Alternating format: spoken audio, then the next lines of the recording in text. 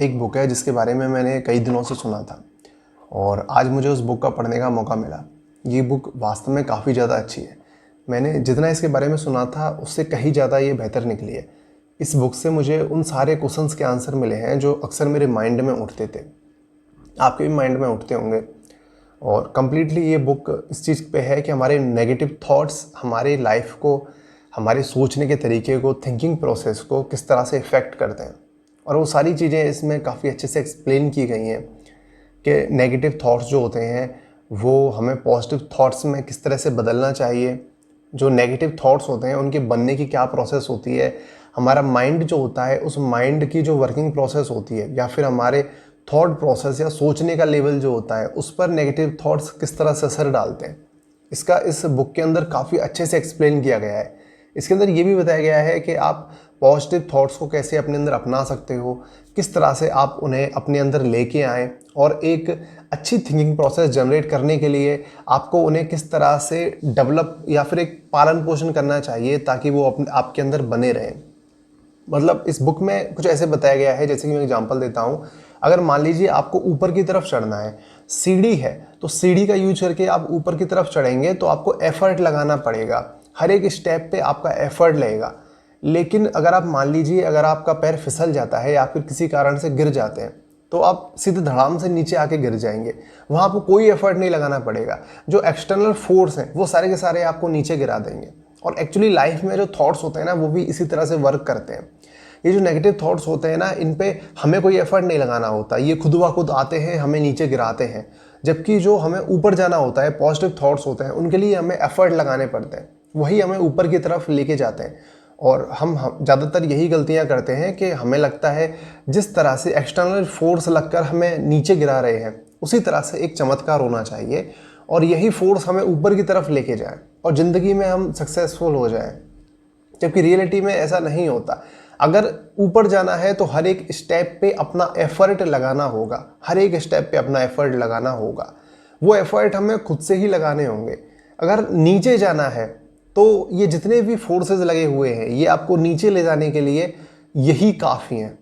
ऐसे में आपको ज़रूरत है कि आप अपने एफर्ट को, आप अपने पॉजिटिव थॉट्स को, उनको बचा कर रखें, आप ऊपर की तरफ चलें और ये जो नेगेटिव थॉट्स है इनसे बच के रहें। इस बुक के अंदर ये भी काफ़ी सारा बताया गया है कि किस तरह से जो नेगेटिव थॉट्स होते हैं वो हमारे थिंकिंग प्रोसेस में हमारे पॉजिटिव थॉट्स को ख़त्म कर देते हैं और धीरे धीरे यही जो नेगेटिव थॉट्स है, एक नेगेटिव थॉट्स अपने आसपास कई सारे नेगेटिव थॉट्स को वापस लेके आता है।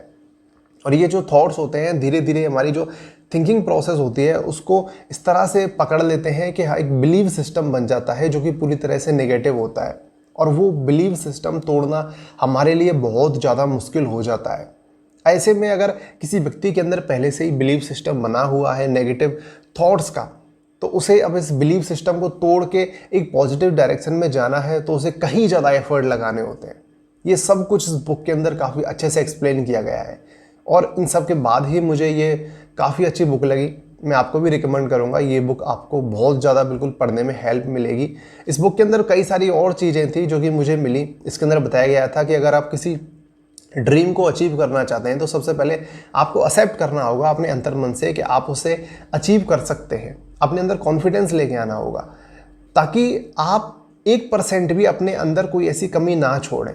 आपको ऐसा लगना चाहिए कि मैं इसे अचीव कर सकता हूं और मैं इसे ज़रूर अचीव करूंगा। इसे अचीव करने के लिए जितने भी एफर्ट लगाने होंगे वो सारे एफर्ट में लगाऊंगा। तो एक थिंकिंग प्रोसेस डेवलप होती है कि हाँ, मुझे एफर्ट लगाना शुरू कर देना है। अपने अंदर मन से ये अंतर्मन से ही आवाज़ आती है कि अब ये एफर्ट लगाओ, यहाँ कमी रह गई, यहाँ ये हो गया, और वो सारी चीज़ें आपको पुश करती हैं आगे जाने के लिए।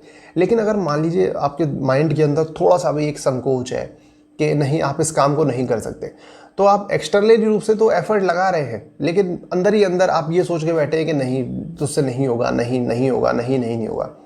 और धीरे धीरे ये जो अंदर की जो चीज़ें होती है ना, ये क्या होती है, हमारे जो एफर्ट होते हैं उनको कम कर देती है।